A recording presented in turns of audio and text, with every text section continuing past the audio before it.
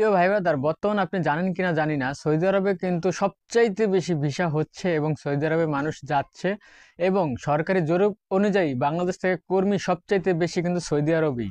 তো সৌদি আরব যাওয়ার আগে আপনার করণীয় কি এবং কি কি বিষয় আপনার জানা প্রয়োজন, সেই বিষয়ে আজকে কিছু তথ্য আপনাদের মাঝে উপস্থাপন করব। অবশ্যই ভিডিওটি সম্পূর্ণ মনোযোগ সহকারে দেখবেন।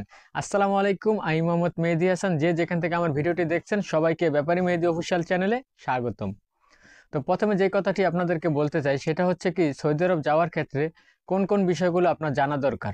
সবচাইতে প্রথম যে বিষয় সেটা হচ্ছে কি ভাই, আপনি কি ভিসায় যাচ্ছেন এবং আপনার কোম্পানি কি, এই বিষয়টা সর্বপ্রথম আগে জানবেন।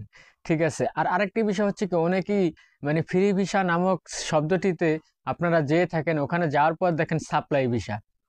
তো সাপ্লাই ভিসা হয়ে গেলে কিন্তু ভাই, সাপ্লাই ভিসা বলতে এরকম না, সাপ্লাই কোনো লেখা থাকে না ভিসার ভিতরে, কিন্তু বিষয়টা হয় এরকম, ওখানে যাওয়ার পর আপনি একটা এজেন্টের রেফারেন্সে থাকবেন। ঠিক আছে, আপনি যেখানে খুশি এখানে কাজ করবেন, কিন্তু তারা আপনাকে যেখানে খুশি সেখানে কাজ করাবে। দিন শেষে আপনার যে টাকাটা আসবে সেখান থেকে তারা কেটে নেবে। মাস শেষে আপনার যখন বেতনটা আসবে, যদি আপনার বেতন হয় 13 টাকা, আপনি হাতে পাবেন 9 টাকা।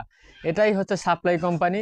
এবং সাপ্লাই কোম্পানির মাধ্যমে অনেকে গিয়ে মনে করেন অনেকভাবে অবহেলিত হয়েছে, কাজ পায় নাই, প্রতারিত হয়েছে, কান্না কাটায় কইরা বুক ভাসায় ফেলাইছে। ঠিক আছে। আবার দেখা যায় কিছু কিছু সাপ্লাই কোম্পানি ভালো থাকে, এটা হচ্ছে নসিব। তো বিষয়টা এটা সর্বপ্রথম খেয়ালে রাখবেন। তবে চাইবেন বিশেষ করে যাওয়ার ক্ষেত্রে ডিরেক্ট কোম্পানি ভিসা দিতে চাইবেন, তাহলে ভালো। কারণ যদি বেতন 2 টাকা কমও হয় সেটা অনেক উত্তম, যদি আপনি ডিরেক্ট কোনো কোম্পানি ভিসা যেতে পারেন। আর ফ্রি ভিসা বলতে কিরকম, ফ্রি ভিসা বলতে এটাও একটা কোম্পানিরই ভিসা। ঠিক আছে, আপনাকে ভিসা দিয়ে আকামা দিয়ে আপনাকে ছেড়ে দেবে, আপনি যেখানে খুশি সেখানে কাজ করবেন। যদি আপনার সৌদি আরবে কোনো লোকজন আত্মীয় স্বজন থাকে তাহলে ভালো, যদি তারা আপনাকে কাজ ম্যানেজ করে দিতে পারে। আর যদি তারা আপনাকে কাজ ম্যানেজ করে না দিতে পারে, তাহলে মাসের ভিতরে 3 দিন কাজ করবেন, 27 দিন ঘরে ঘুমিয়ে থাকবেন। এরকম হয়, এরকম হয়েছে অনেকের সাথে। তো এই বিষয়গুলো অবশ্যই খেয়ালে রাখবেন। এখন আপনার চিন্তা, আপনার ডিসিশন, আপনি কিভাবে কি ভিসায় যাবেন। আর অবশ্যই আপনাদেরকে একটি কথা বলতে চাই, যেই ভিসায় যেই যার মাধ্যমে যাবেন না কেন, অবশ্যই ভালো করে যাচাই বাছাই করে যাবেন, বিশ্বস্ত মানুষের মাধ্যমে যাওয়ার চেষ্টা করবেন। বিশেষ করে আত্মীয় স্বজন, পাড়া প্রতিবেশী যারা আপনার বিশ্বস্ত, তাদের মাধ্যমে গেলে সবচাইতে ভালো হয়। প্রতারিত হওয়ার চান্স থাকে না। কারণ বাংলাদেশে বিভিন্ন এজেন্সি কাজ করে। হ্যাঁ, এটা সত্যি কথা, কারণ এজেন্সি ছাড়া তো আর মানুষ যেতে পারে না। তবে হ্যাঁ, আপনি ভালো এজেন্সির মাধ্যমে যাওয়ার চেষ্টা করবেন, যাদের রেকর্ড ভালো, তাদের মাধ্যমে যাওয়ার চেষ্টা করবেন। আর অবশ্যই কাজের বিষয়তে ম্যান পাওয়ার করে বৈধভাবে সরকারি রিক্রুটিং এজেন্সির মাধ্যমে গেলে তো অনেক ভালো। এবং ম্যান পাওয়ার করে যাবেন, তাহলে আপনি ভেবে নেবেন যদি ম্যান পাওয়ার হয় ভালোভাবে, তাহলে ভেবে নেবেন আপনি বৈধভাবে যাচ্ছেন। অবশ্যই বিদেশে গমনের ক্ষেত্রে যেই দেশে যান না কেন, বৈধভাবে যাওয়ার চেষ্টা করবেন।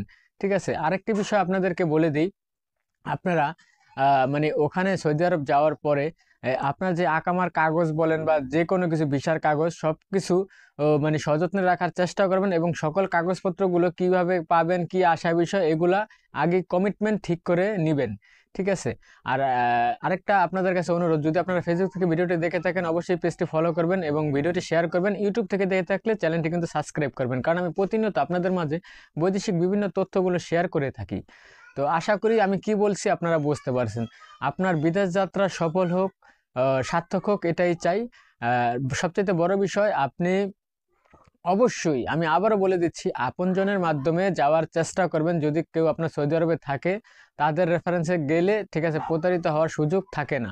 ঠিক আছে। কারণ সৌদি আরবের ক্ষেত্রে কিন্তু অনেক প্রতারণা হয়, কারণ আমরা সচরাচর দেখি বিভিন্ন ভাই এয়ারপোর্টে আসে কান্নাকাটি করে, সাংবাদিকদের ভিডিওতে দেখি। ঠিক আছে, তারা প্রতারিত হয়ে সৌদি থেকে ফেরত আসে। তো অবশ্যই সবকিছু ভেবে চিন্তে সাবধানে করবেন। ভালো কোনো এজেন্সির মাধ্যমে যাওয়ার চেষ্টা করবেন বা ভালো কোনো লোকের মাধ্যমে যাওয়ার চেষ্টা করবেন। এই কামনায় আজকের মতো এই পর্যন্তই। সবাই ভালো থাকেন, সুস্থ থাকেন। আল্লাহ হাফেজ।